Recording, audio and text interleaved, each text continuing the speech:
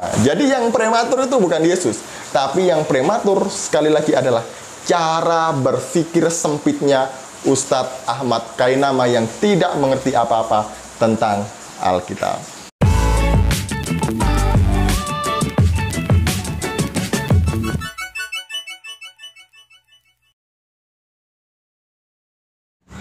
Shalom saudaraku, salam damai sejahtera di dalam kasih Kristus. Berjumpa lagi dengan saya, Didi Juli. Kita akan belajar berapologetika bersama-sama di channel ini.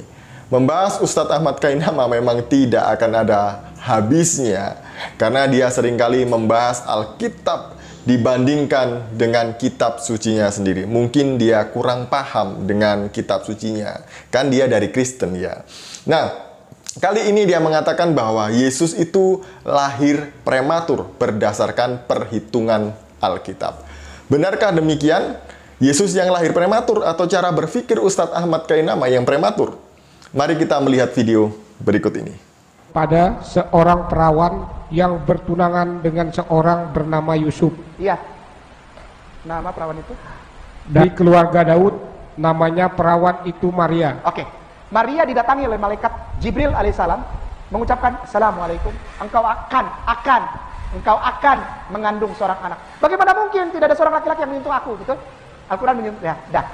Bulan ke-7, Gabriel atau Jibril alaihissalam datang lagi sambil bilang, kun fayakun. Maka jadilah. Hamil dia.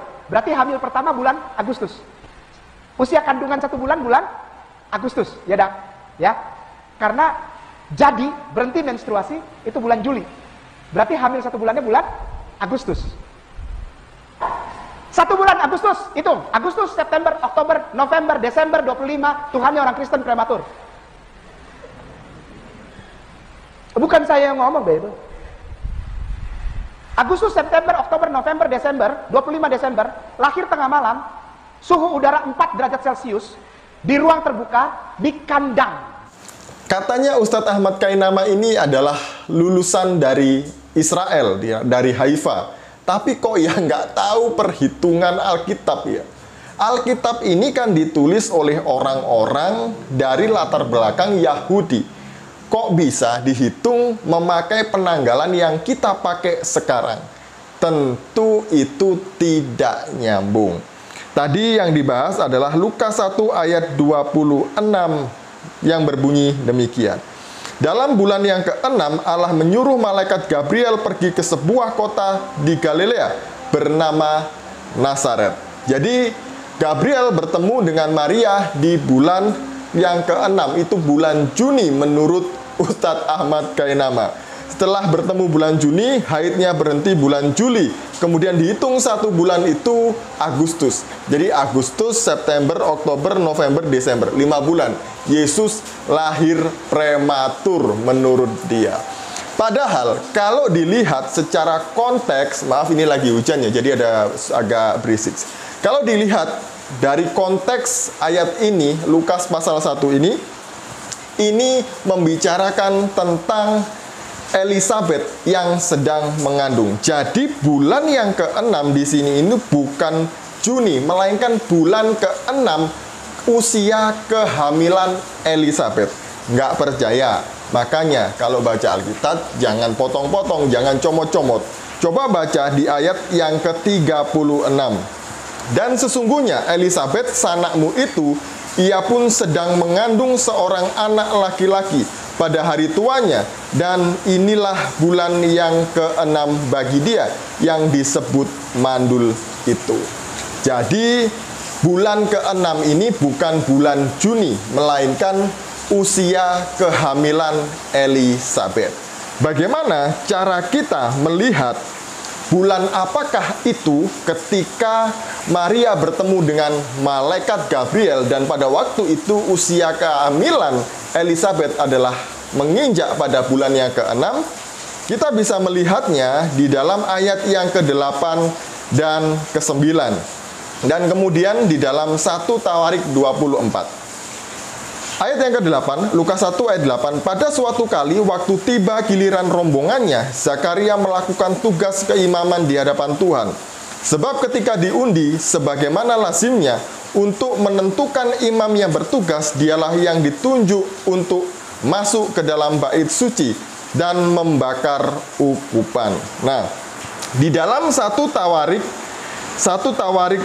pasal yang ke-24 di situ jelas kapan Zakaria melakukan tugasnya sebagai seorang imam. Nah, di sini ayat yang ke-7 berbunyi demikian. Undian yang pertama jatuh pada Yoyarib, yang kedua pada Yedaya. Langsung ke ayat yang ke-10. Yang ke-7 pada Hakos, yang ke-8 pada Abia. Jadi, ketika itu Zakaria melakukan tugas itu pada rombongan Abia, rombongan yang ke-8. Kita bisa melihat rombongan-rombongan ini pada tahun berapa itu di dalam tulisan sejarah Yahudi, yaitu di dalam Megillot Ta'anit. Di sana dikatakan bahwa tahun 70 pada tanggal ke-9 bulan Ab, bait suci diruntuhkan. Pada saat itu yang bertugas adalah Yoyarib. Jadi jika dihitung mundur 75 tahun, ketemunya adalah di bulan Tisri. Bulan Ab tadi itu ketika Yoyarib melakukan tugasnya di bait suci itu adalah bulan Agustus. Bulan Tisri adalah bulan September. Jadi Zakaria melakukan tugasnya dan bertemu dengan mendapat kabar bahwa istrinya akan hamil, mengandung itu di bulan September. Kita hitung saja, 6 bulan setelah bulan September, bulan apa? September, Oktober, November, Desember, Januari, Februari, Maret. Jadi, waktu itu adalah bulan Maret. Hitung saja lagi, 9 bulan setelah bulan Maret. Jadi bulan Maret tadi itu adalah malaikat Gabriel bertemu dengan Maria. 9 bulan setelah itu adalah bulan Desember. Dan ini dicatat, dikuatkan juga oleh data bapak-bapak gereja dan juga tradisi para rasul.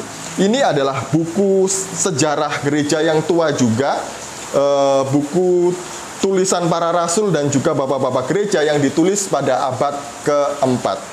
Di halaman 443 ditulis begini, dalam bahasa Indonesianya kira-kira begini ya. Saudara-saudara, rayakanlah hari-hari perayaan, dan yang paling utama rayakanlah hari kelahiran yang jatuh di tanggal 25 bulan ke-9. Ini ditulis oleh Patriark Demetrius pada tahun 189 Masehi. Bulan ke-9 orang Yahudi itu jatuh pada bulan Kislev. Bulan Kislev jika dikonversi ke penanggalan kita jatuhnya adalah bulan Desember. Jadi itu perhitungan menurut Alkitab dan sejarah Yahudi, bukan menurut Ustadz Ahmad Kainama. Jadi yang prematur itu bukan Yesus, tapi yang prematur sekali lagi adalah cara berpikir sempitnya Ustadz Ahmad Kainama yang tidak mengerti apa-apa tentang Alkitab. Sekian dari saya, semoga ini mencerahkan kita dan memberkati kita. Shalom, salam waras, Tuhan Yesus memberkati.